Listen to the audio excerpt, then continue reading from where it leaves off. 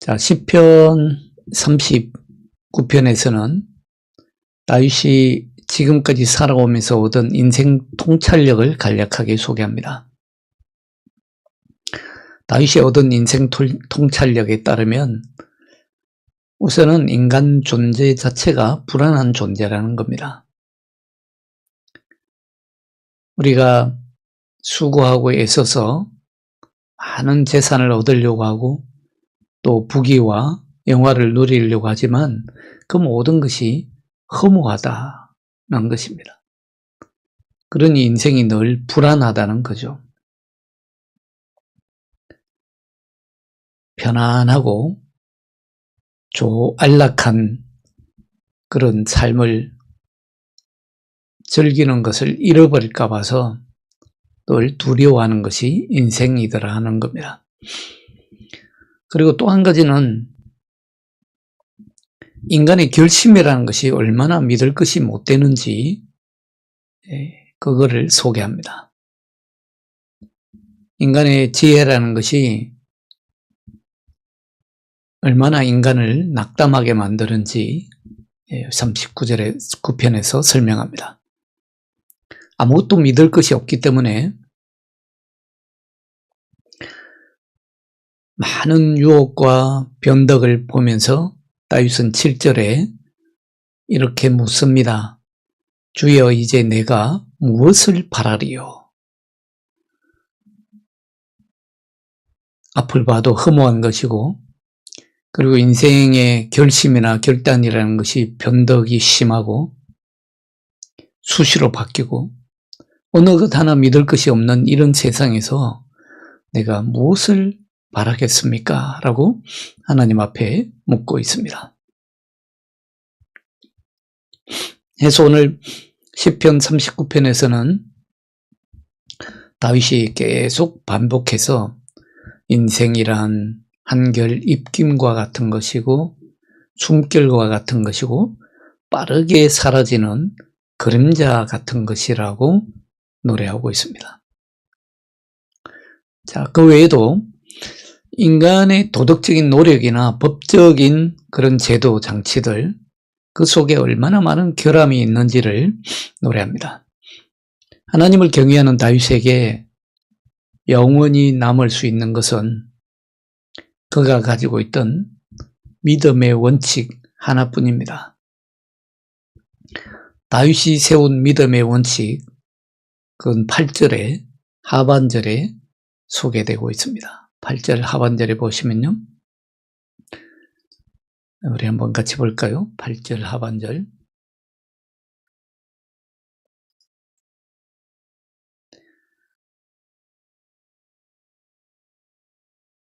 미안합니다. 7절 하반절. 7절 하반절에 보면 나의 소망은 주께 있나이다. 아무것도 믿을 것이 없는 그 어떤 것에도 소망을 둘 수 없는 이 세상에서 다윗은 나의 소망은 오직 주께 있습니다. 라고 하는 믿음의 원칙을 세웁니다. 이것이 다윗이 평생 따라다니던 믿음의 원칙이었습니다. 우리의 소망은 주께 있나이다. 우리 믿는 사람들의 소망은 하나님밖에 없습니다. 하나님 자신입니다. 성경 말씀은 우리 믿는 사람들에게 확실한 말씀으로 용기를 줍니다. 골로새서 1장 27절에 보면 이렇게 말씀합니다. 너희 안에 계신 그리스도가 곧 영광의 소망이니라. 우리 안에 그리스도 있으면 그리스도가 우리의 소망일 뿐이라는 것입니다.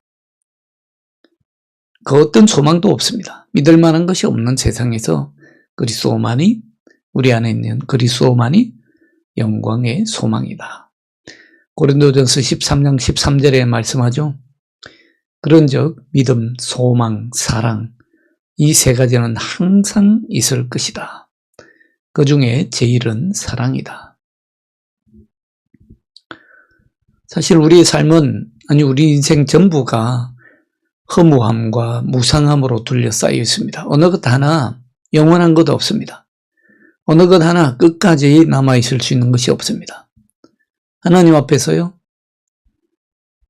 우리가 들고 갈 수 있는 것이 이 세상의 재물이나 이 세상의 권력이나 이 세상에서 우리가 쌓아놓은 그런 명예들이 아닙니다. 하나님 앞에 가서 그런 것 자랑할 수 있겠습니까? 절대로 없습니다. 우리에게 남아있을 수 있는 것은 믿음, 소망, 사랑. 이 세 가지만 항상 있을 것이고 우리 안에 있는 그리스도만이 끝까지 남아있을 수 있는 것입니다. 영원한 것입니다. 나머지는 다 무상하고 허무한 것들입니다. 우리의 도덕이요, 법과 제도 언제 깨어들지 모르는 그런 연약함이 있습니다.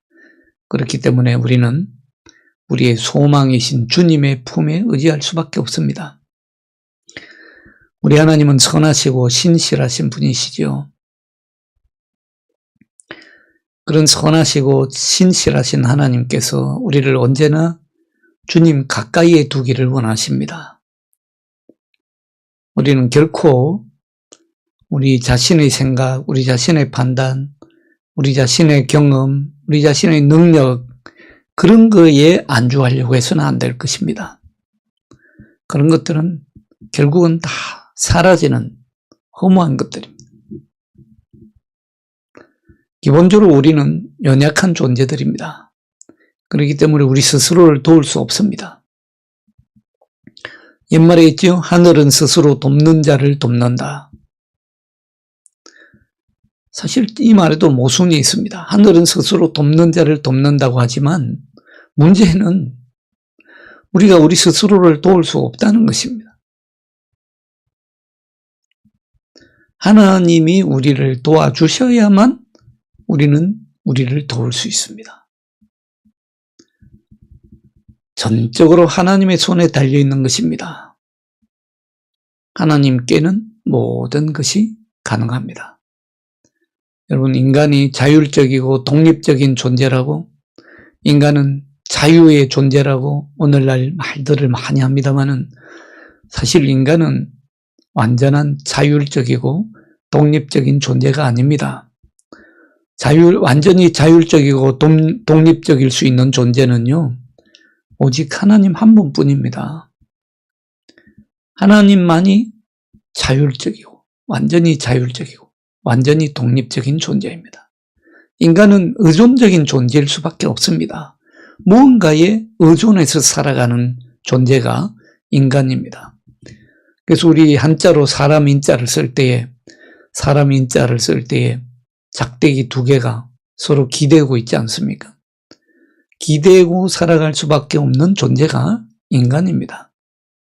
완전히 자율적이고 완전히 독립적인 존재는요, 오직 하나님 한 분뿐입니다. 출애굽기 3장 14절 하나님 말씀하지 않습니까? 하나님이 최초로 자기의 존재를 스스로 밝히면서 하시는 말씀입니다. 뭐라고 말씀합니까? 나는 스스로 있는 자니라. 나는 스스로 있는 자니라. 하나님이 최초로 자기 존재를 밝히신 말씀입니다. 내가 누구냐? 나는 스스로 있는 자니라.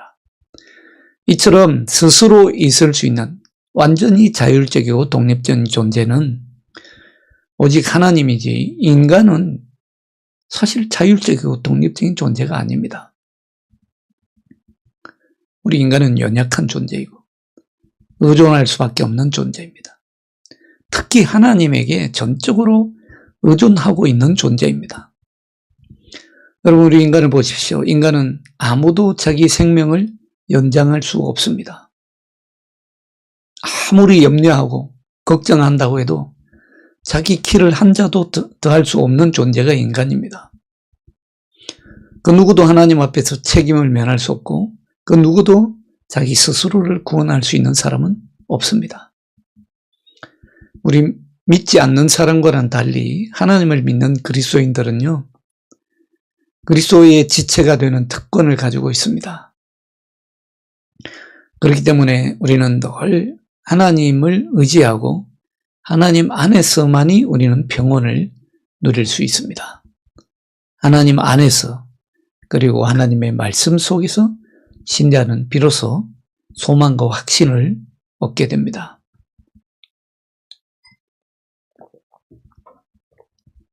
그런 확신을 갖고 있기 때문에 다윗을 보십시오. 다윗은 세상 속에 있는 이 세상에 얼마나 악이 많습니까? 이 세상에 얼마나 악인들이 많습니까?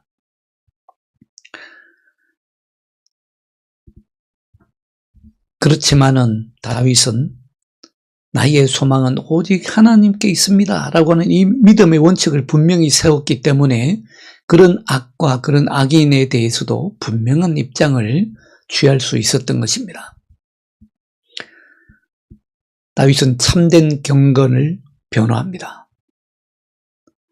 그렇기 때문에 이 세상의 말과 이 세상의 행동에 순응하기를 거부합니다. 세상을 따라가지 않습니다. 사도 바울도요, 로마서 12장에서 이렇게 말씀하지 않습니까? 너희는 이 세상을 본받지 말고 오직 하나님의 선하시고 기뻐하시고 온전하신 뜻이 무엇인지 분별하라. 이 세상을 본받지 말라라는 말씀은 세상을 닮지 말라는 말씀이죠. 세상과 똑같이 말하고 세상과 똑같이 행동하고 세상과 똑같이 생각하지 말라는 말입니다. 우리가 세상을 따라가서는 안 됩니다.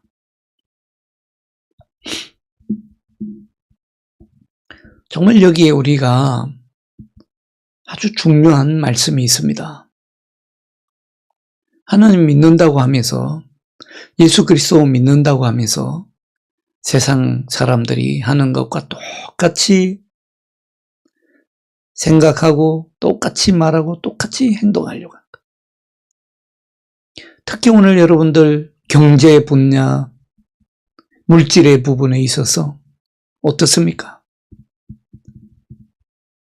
세상 믿지 않는 사람들이나 하나님 믿는 사람들이나 별 차이가 없습니다. 물질을 더 많이 가지려고 하는 그 욕망, 그리고 물질을 더 많이 가지기 위해서 온갖 수단과 방법을 가리지 않는 그런 부분들에 있어서요, 별 차이가 없어 보여요.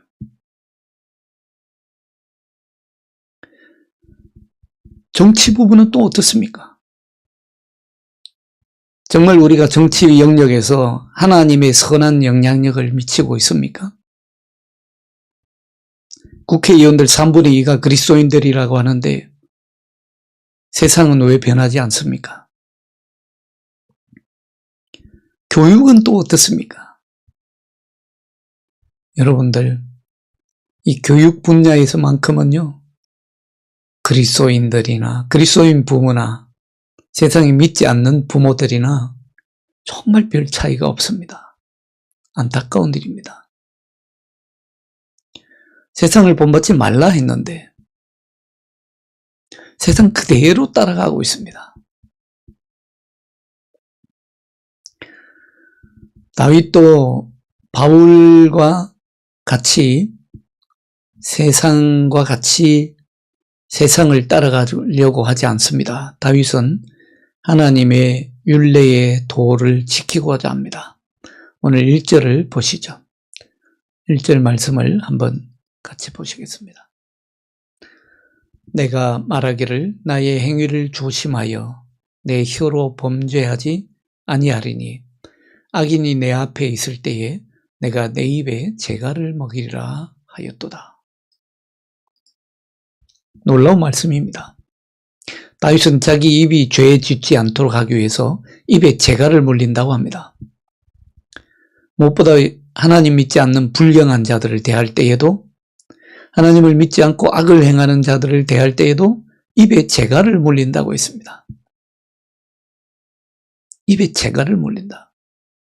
세상 사람들과 똑같이 말하지 않는다는 것입니다.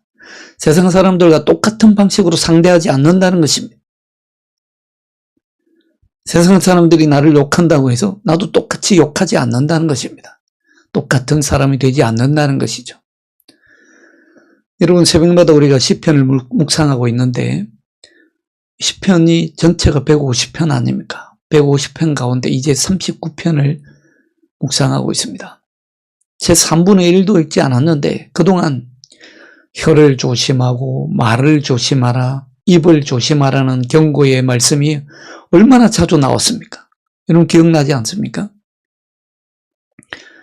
이처럼 성경은요, 혀를 조심하고 말을 신중하게 하라는 경고를 수없이 하고 있습니다. 그리고 또 가장 강력하게 합니다. 그리고 가장 시급하게 경고합니다. 당장 해. 지금이라고 말씀하고 있습니다. 우리 그리스도인들은 살아가면서 어쩔 수 없이 악과 악한 사람들과 마주칠 때가 있습니다. 그런 사람들을 상대해야 될 때가 있고요. 악을 또 상대해야 될 때가 있습니다. 세상이 불완전하기 때문이죠. 이 세상에 아직 악의 권세가 살아있기 때문이죠. 그렇기 때문에 악과 부딪힐 수밖에 없습니다. 교회 아니라고 뭐 별다를 바가 있나요? 죽쟁이들이 살아 있습니다. 염소 같은 존재들이, 그리고 유다 같은 존재들이 몰래 숨어 들어와 있습니다.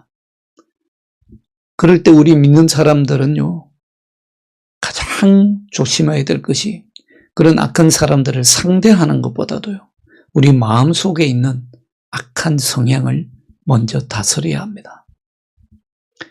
우리의 생각은요, 너무도 쉽습니다. 너무도 쉽게 우리의 주변에 악한 것들에 휩쓸려서 마음을 빼앗기기 쉽습니다.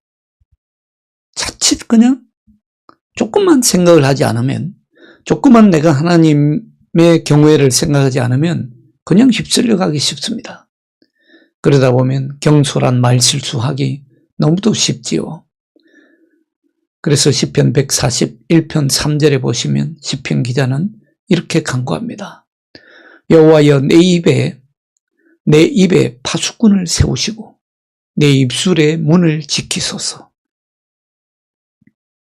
오늘 시편 39편에서는 내 입에 재갈을 물립니다. 다윗이 노래하고 있습니다마는 시편 141편에서는 내 스스로 내 입에 재갈을 물릴 수가 없으니까 하나님께서 내 입에 파수꾼을 세워주시고 내 입술의 문을 지켜주소서라고 기도하고 간구하고 있습니다. 우리는 두세 사람만 모이면 하나님 말씀으로 은혜 나누기보다 입으로 죄짓기가 쉽지 않습니까? 한 사람만 험담하기 시작하면 그냥 똑같이 험담하게 하기 시작하지 않습니까? 그러므로 우리도 여호와 하나님 앞에 하나님께서 계속 도와달라고 구해야 합니다. 하나님께서 우리를 도와주셔야 합니다. 우리를 지켜주셔야 합니다. 아무리 굳은 각오를 했다고, 결심을 했다고 해서 되는 일이 아닙니다. 아무리 주의를 기울인다고 해서 되는 일이 아닙니다. 그 누구도 자기 말의 주인이 될 수가 없습니다. 다스릴 수가 없다는 말씀이죠. 흥분이 커질 때에 자기 입에 재갈을 물리지 못합니다. 차라리 도망가는 것이 더 낫습니다. 36개 주랭랑을 치는 것이 더 낫습니다. 그런 자리라면 피하는 것이, 차라리 피하는 것이, 도망하는 것이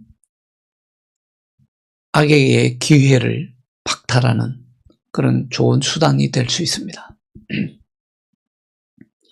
그러나 도망한다고 해서 다 해결이 되는 것이 아니죠. 도망하면 어떻게 됩니까? 오히려 자기 자신 안으로 도망하게 되죠. 그래서 자기 자신의 독선에 빠질 위험이 있습니다. 자기 자신 안에 갇힐 위험이 있죠. 그런 경우 우리 많이 보게 됩니다. 세상 비판하고 세상 저주하고 다른 사람 비난하고 욕하다가 세상으로부터 도피해서 자기 자신만 옳다고 믿고 자기 자신 안에 갇혀 사는 지독한 독선에 사로잡혀 있는 그런 외로운 영혼들을 많이 보게 됩니다. 안타깝지요. 외로운 사람들입니다. 자기 자신을 잘못 평가한 것이죠. 그러다 보니 더럽다고 피한 사람들보다 더 나쁜 자기 안에 갇혀 있을 수 있습니다. 이럴 때에는 하나님께서 우리 마음에 거하시기를 간구할 수밖에 없습니다. 하나님께서 우리 안에 거하시면 외롭지 않죠. 다윗도 절망해서 자기 방어를 시전했을 때 그는 행복하지 않았습니다. 단순한 침묵만으로는 선한 영향력을 미칠 수 없음을 알았습니다. 결국 억눌린 감정과 생각이 격렬하게 무너집니다. 그래서 다윗은 지금 자기 내면으로부터 위기가 찾아옵니다. 이때 다윗은 하나님께 나아갑니다. 올바른 길을 선택한 것입니다. 그는 여호와께 자신의 수명과 죽을 운명을 알려달라고 오늘 4절에서 요청합니다. 오늘 4절입니다. 여호와여 나의 종말과 연한이 언제까지인지 알게 하사 내가 나의 연약함을 알게 하소서.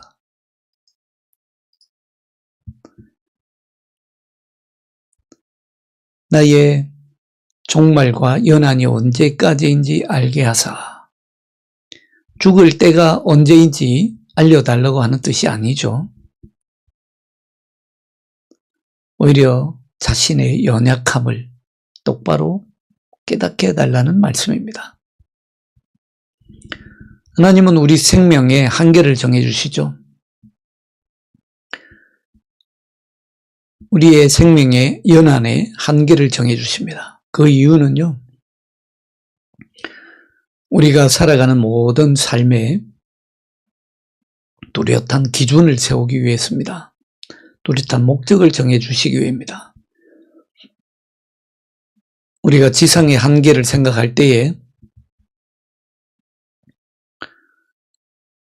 영원히 이 세상에 살 것처럼 사는 것이 아니라 우리의 생명에 연한이 있다는 것을 알게 될 때에 비로소 우리는 그토록 중요하게 보였던 일들이요 사소하게 보입니다. 반면에 더 중요한 일들, 영혼과 관련된 일들이 눈앞에 들어오게 됩니다.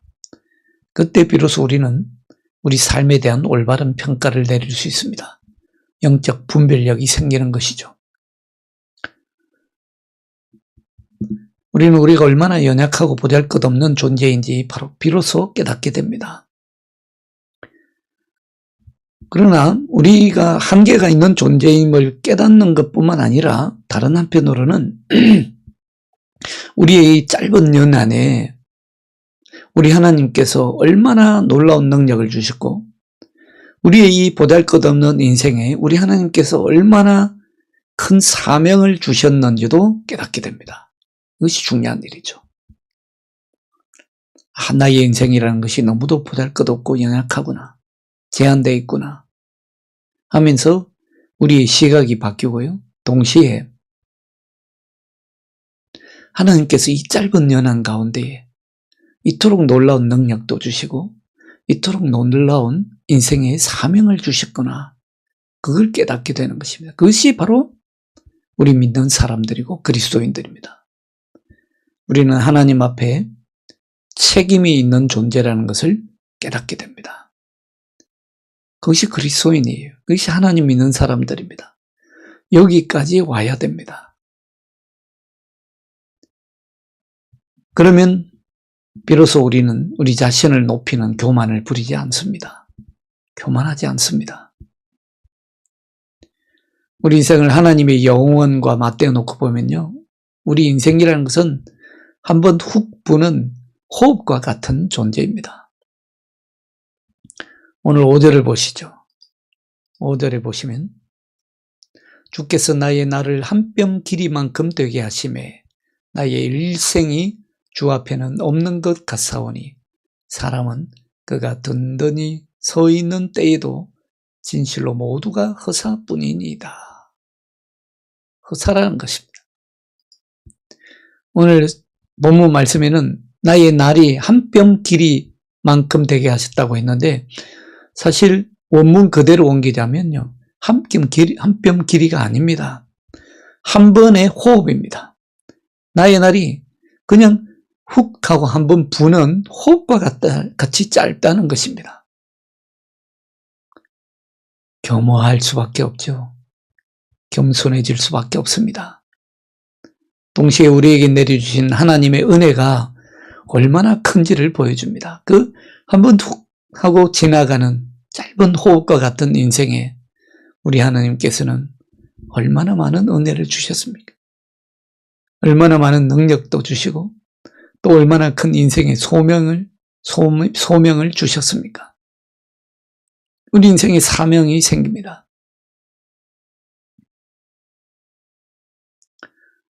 여러분, 겸손해야 합니다. 자, 우리 인생이 이토록 짧기 때문에 많은 면에서 우리는 이유 없이 불안합니다. 6절을 보시죠. 6절을 보시면 진실로 각 사람은 그림자같이 다니고 헛된 일로 소란하며 재물을 쌓아나 누가 거둘는지 알지 못하나이다.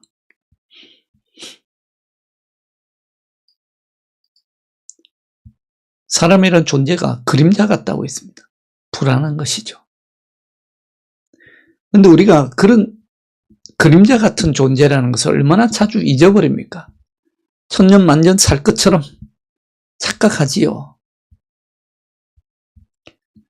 특히 가진 것이 많을수록 천년만년 살 것처럼 착각합니다. 우리는 너무 자주 우리 자신을 속입니다. 이 땅에 있는 것이 무상한 것이 아니라고, 허무한 것이 아니라고 자신을 속입니다. 이 세상의 삶이 영원할 것처럼 자신을 속입니다. 우리는 이 세상에서, 이 생에서 무엇을 기대할 수 있습니까? 어떤 결과를 바라고 있습니까? 오늘 시편 기자가 7절에서 한탄하지 않습니까? 주여 이제 내가 무엇을 바라리요? 주여 이제 내가 무엇을 바라리요? 오늘 7절에서는 주여 이제 내가 무엇을 바라리요? 라고 노래하고 있습니다만은 시편 71편 5절에서는요 이렇게 노래합니다. 주 여호와여 주는 나의 소망이시요 내가 어릴 때부터 신뢰한 이시라. 하나님만이 나의 소망이라고 노래하고 있습니다. 그렇지 않으면 인생은 완전히 덧없는 인생일 수밖에 없습니다. 이런 덧없는 인생에서 덧없는 것의 발판을 찾으려고 하는 사람은 스스로를 속이는 사람입니다. 시편 38편과 비슷하게 8절에서 다윗은 경건하지 않은 자들이 웃음거리가 되지 않도록 자신의 죄를 용서해달라고 하나님 앞에 간구합니다. 하나님의 심판은 그의 원수들이 원하는 대로 다윗을 멸망시키는 것이 아닙니다. 다윗을 바로 잡는 것이었습니다. 38편에서 우리 그것을 분명하게 읽었지 않았습니까? 만일 하나님께서 다윗이 저지른 불의에 대해서 온전한 진노를 내리셨다면 다윗은 그것을 감당할 수 없었을 것입니다. 그래서 오늘 말씀에도 보십시오. 10절에 보시면 주의 징벌을 나에게서 옮기소서 나의 손이 치심으로 내가 쇠망하였나이다.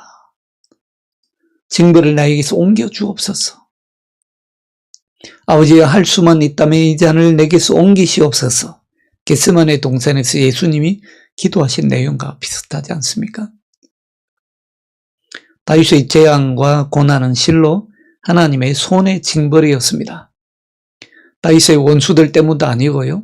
환경이나 상황 때문도 아니었음을 다윗은 너무도 잘 알고 있습니다. 그렇기 때문에 그 어떤 불평도 하지 않으려고 합니다. 오늘 1절에 보시면 다소 자신만만하게 내가 말하였다 라고 합니다만은 그건 정반대로 오늘 10절에서는 이렇게 말합니다. 내가 잠잠하고 입을 열지 않으려 합니다. 주께서 하신 일이기 때문입니다. 이 모든 일이 주께서 하신 일이라는 것입니다. 다윗은 지금 하나님께서 내리신 징벌에 철저하게 복종하고 있습니다. 11절에 따르면 어쩌면 하나님께서는 이보다 더 심한 징계를 내리셔야 했는데 이만하니 감사하다는 것입니다. 그러나 다윗은 선하시고 자비로우신 하나님께서 다윗의 인생이 허무하고 다윗의 인생이 무익한 것을 살펴주시기를 바랍니다. 지금 하나님의 은혜 없이 길을 잃었다는 것을 자신은 잘 압니다. 그가 눈물을 흘리며 굴욕을 당하고 하나님의 형벌을 기꺼이 받아들이는 것도 분명 하나님께서 인정하셨을 것이라고 믿습니다. 다윗은 절대로 교만하지 않습니다. 스스로를 높이지도 않고 마땅히 스스로를 대접받을 만한 사람이라고 여기지도 않습니다. 오늘 12절에 보시면요. 여호와여 나의 기도를 들으시며 나의 부르짖음에 귀를 기울이소서. 내가 눈물 흘릴 때에 잠잠하지 마옵소서. 나는 주와 함께 있는 나그네이며 나의 모든 조상들처럼 떠도나이다. 스스로를 나그네처럼 여깁니다. 조상처럼 떠돈다고 합니다. 이스라엘의 대표적인 조상이 누구입니까? 아브라함이죠. 헛된 이 세상이 줄 수 있는 것에 자만하지 않고 아브라함처럼 더 나은 하나님의 기업을 기대하면서 떠돈다고 고백합니다. 그리고 마지막으로 다윗은 하나님께 간구합니다. 자신을 징계하지 말고 눈을 돌리셔서 자신의 죄로부터 눈을 돌리셔서 다윗이 이 세상 떠나기 전에 평안을 누리게 해달라고 간구합니다. 오늘 13절 마지막 절이죠. 주는 나를 용서하사 내가 떠나 없어지기 전에 나의 건강을 회복시키소옵소서. 욥도 비슷한 간구를 하죠. 욥은 하나님께 돌이킵니다. 그리고 자신의 인간적 연약함을 고백함과 동시에 그의 생명이 단지 호흡에 불과하다고 욥도 고백합니다. 하나님께서는 다윗이나 욥이 구한 것을 너그럽게 받아들이셨고 긍휼과 자비가 충만하신 하나님으로 저들에게 자비를 베풉니다. 사랑하는 여러분, 우리 인생에 절대로 영원한 것이 없습니다. 이 세상의 것이 영원한 것이 하나도 없습니다. 우리가 이 세상에서 무엇을 바랄 수 있습니까? 다윗이 말한 것처럼 무엇을 바랄 수 있습니까? 우리 소망은 오직 하나님 한 분밖에 없습니다. 오늘 성금요일인데 십자가에서 우리를 위해서 자신의 모든 것을 내어주시고 자신의 생명 전부를 내어주신 주님만이 우리의 소망이십니다. 그 예수 그리스도께서 여러분 속에 살아계심으로 여러분에게 영원한 소망이 끊어지지 않는 그런 축복된 삶이 되기를 주 예수 그리스도의 이름으로 축원합니다. 기도하겠습니다. 하나님 아버지 감사합니다. 우리는 연약합니다. 이 세상에 소망을 둘 것이 없습니다. 우리의 결심조차도 믿을 것이 못 됩니다. 오직 하나님만이 우리의 소망 되시오니 주여 우리를 인도하옵소서. 주님의 거룩한 길로 인도하시고 주님의 생명의 길로 인도하시고 주님의 영원한 기업의 길로 영원한 하나님 나라로 인도하여 주옵소서. 세상을 닮지 않게 하여 주옵소서. 주 예수 그리스도의 이름으로 기도하옵나이다. 아멘.